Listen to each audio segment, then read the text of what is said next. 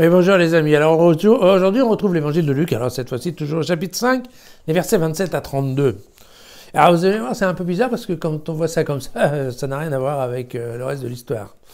Après cela, il sortit et vit un collecteur d'impôts du nom de Lévi assis au bureau des taxes. Alors il lui dit, suis-moi, et quittant tout, Lévi se leva et se mit à le suivre. Lévi fit à Jésus un grand festin dans sa maison. Il y avait toute une foule de collecteurs d'impôts et d'autres gens qui étaient à table avec eux. Les pharisiens et leurs scribes murmuraient, disaient à ses disciples, « Mais pourquoi mangez-vous et buvez-vous avec les collecteurs d'impôts et les pécheurs ?» Et Jésus, prenant la parole, leur dit, « Ce ne sont pas les bien portants qui ont besoin de médecins, mais les malades. Je suis venu appeler non pas les justes, mais les pécheurs, pour qu'ils se convertissent. » Alors, vous vous souvenez, on avait déjà étudié ça là, il n'y a pas très longtemps. Donc c'est cette question voilà, de la conversion, enfin, pas la conversion, mais oui, quelque part la conversion de Lévi. Vous vous souvenez ce que je disais, le cinquième pécheur, parce que vous savez que Jésus passait d'abord au lac de Tibériade et récupère les 4 premiers disciples, qui étaient plus ou moins des pêcheurs de poissons, et puis ensuite il récupère Lévi, et lui, Lévi, c'est l'exemple même du pêcheur, dans le sens où c'est un type sans scrupules et sans morale qui ramasse des impôts et s'en fout plein les fouilles. Donc quand on voit ça comme ça, effectivement, on se demande ce que ça vient foutre dans le jour du carême, et je dois vous dire, je n'ai pas trouvé d'autre explication que de vous dire, ben oui, ça parle d'un repas, et comme nous, on parle de jeûne, eh bien, en effet, l'idée, c'est quoi? C'est probablement que, voilà, il y en a qui jeûnent sérieusement et d'autres qui mangent mal accompagnés. Bon, peut-être c'est ça l'idée. Je ne sais pas trop. Par contre, ce que je vous propose, c'est de continuer notre lecture du livre d'Ésaïe, toujours au chapitre 58, mais là, c'est la suite. Parce que, vous voyez, ça reste quand même assez intéressant. Si tu élimines de chez toi le joug, le doigt accusateur, la parole malfaisante, si tu cèdes à l'affamé ta propre bouchée et si tu rassasies le gosier de l'humilié, alors ta lumière se lèvera dans les ténèbres, ton obscurité sera comme un midi. Sans cesse, le Seigneur te guidera en pleine fournaise, il rassasiera ton gosier, tes os, il les cuirassera. Tu seras comme un jardin saturé, comme une fontaine d'eau dont les eaux ne déçoivent pas. On rebâtira grâce à toi les dévastations du passé, les fondations laissées de génération en génération, tu les relèveras.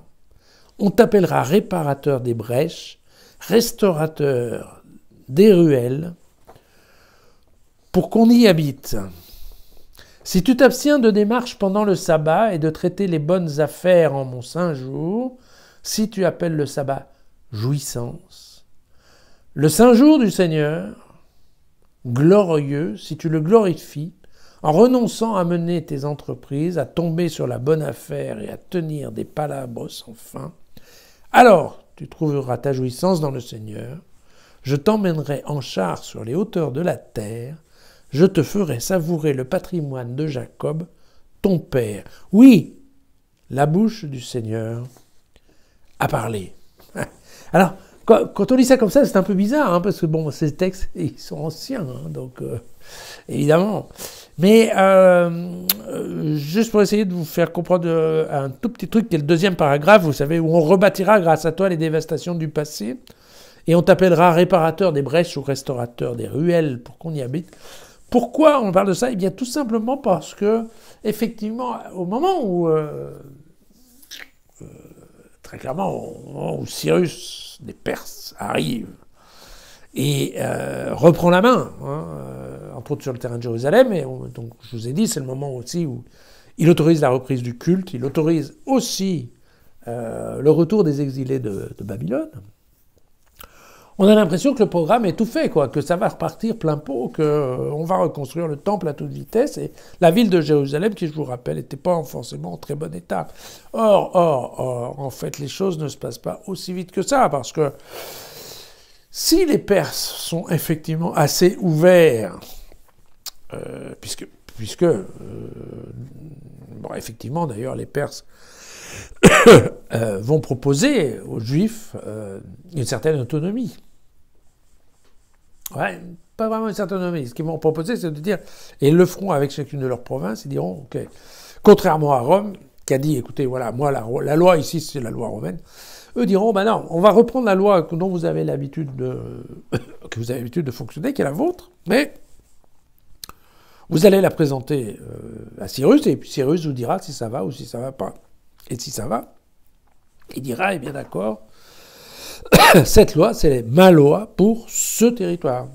Et donc, c'est ce qui s'est passé. Les Juifs, en effet, ont fait passer, en fait, le Deutéronome, hein, comme étant la loi. Enfin, bon, dans ce cas, probablement, ils vont construire, entre guillemets, le Pentateuque, donc les 5 premiers livres de la Bible, en disant, voilà, ça correspond à notre histoire et à notre loi. Nous, peuple d'Israël, on vit sur la loi de Dieu. Bien. Et tout ça pour dire que les Perses étaient en effet assez cool à ce niveau-là. Mais par contre, les Perses, ils n'ont pas financé grand-chose en termes de reconstruction. Ils leur ont dit, allez-y les gars, si vous voulez, vous pouvez reconstruire. Mais il leur a pas dit, voilà, je vous passe le pognon, allez-y, construisez. Donc qu'est-ce qui se passe? Eh bien, en fait, ça a mis du temps. Et il y avait déjà quand même pas mal de gens, de Juifs, qui disaient, mais alors, qu'est-ce qui se passe? Ça n'avance pas, quoi. Mais ça n'avance pas, tout simplement parce que, voilà, il n'y avait pas de budget. Il faut quand même dire les choses comme elles sont, c'est toujours pareil. Et donc vous voyez, dans ce cas-là, en fait, voilà, Isaïe leur dit, oui, si tu te comportes comme il faut, si effectivement tu appliques sérieusement le sabbat, hein, alors à ce moment-là, tu vas voir, à ce moment-là, Dieu va être content et c'est lui qui va, il va reconstruire la ville. Voilà, c'est un petit peu un certain chantage, on va dire. Voilà. Étonnant. Isaïe, chapitre 58. C'est quand même une sacrée histoire. À demain.